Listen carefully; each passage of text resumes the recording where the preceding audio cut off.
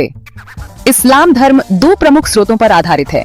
पहला है कुरान, जो अल्लाह का दिव्य ग्रंथ है, और दूसरा है हदीस, जो पैगंबर मोहम्मद साहब के कहे गए शब्दों, कार्यों और सहमति का संग्रह है।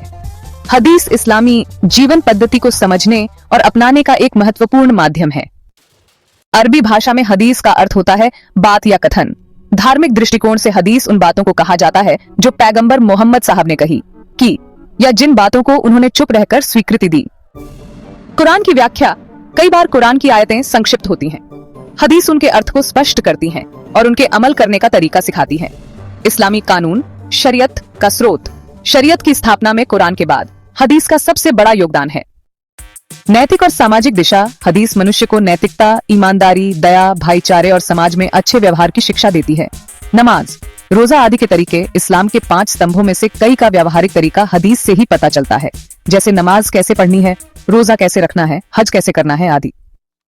पैगंबर मोहम्मद साहब की मृत्यु के बाद उनके अनुयायियों ने उनके कथनों और कार्यों को याद रखा और अगली पीढ़ियों तक पहुंचाया। बाद में इन कथनों को संगठित रूप से संकलित किया गया। कुछ प्रमुख हदीस संग्रह हैं। सहीह बुखारी, इमाम बुखारी द्वारा। सहीह मुस्लिम, इमाम मुस्लिम द्वारा। अबू दाऊद, तिर्मिजी आदि। सभी हदीस एक समान विश्वसनीय नहीं होती, इसलिए विद्वानों ने इन्हें विभिन्न श्रेणियों में बांटा है, जैसे सहीह हदीस, सत्य एवं प्रामाणिक; हसन हदीस, अच्छी लेकिन थोड़ी कम प्रामाणिक; ज़ईफ हदीस, कमजोर या संदिग्ध।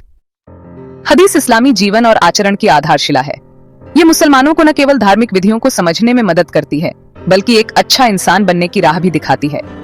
कुरान और हदीस मिलकर इस्लाम की पूरी शिक्षाओं को प्रस्तुत करते हैं, इसलिए हदीस का अध्ययन इस्लामी शिक्षा का एक अत्यंत आवश्यक भाग है। धन्यवाद। प्लीज वीडियो को लाइक, सब्सक्राइब, शेयर और कमेंट करना ना भूले।